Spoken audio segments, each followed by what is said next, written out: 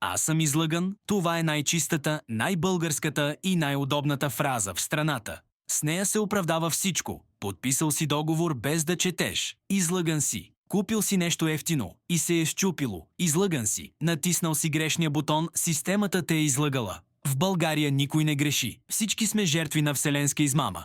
Човекът стои пред гишето, вика, размахва договор и казва, че е излъган, защото никой не му е казал. Документът е пред него, подписът е негов, буквите са си там, но той не е длъжен да ги чете. Ако нещо е написано с малки букви, това автоматично е капан. Ако е написано с големи букви, пак е капан, защото сигурно крият нещо друго.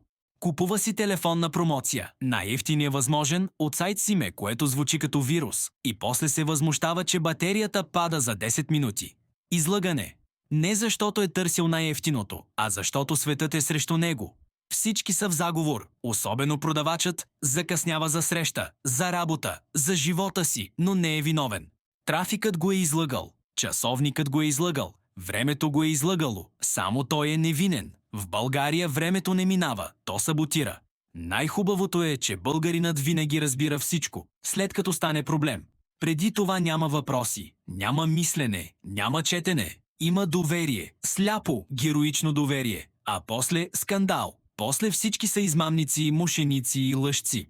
Човекът не иска решение. Той иска да е прав, иска да му признаят, че е излъган. Защото ако не е излъган, значи е сгрешил. А това вече е обидно. В България грешката не е опция, тя е престъпление. Най-абсурдното е, че същия човек утре пак ще подпише без да чете. Пак ще купи най-евтиното и пак ще каже, че е излъган. Това не е проблем, това е цикъл. Български вечен и самоподдържащ се. И така живеем спокойно. Ние не носим отговорност. Ние сме излъгани. Винаги.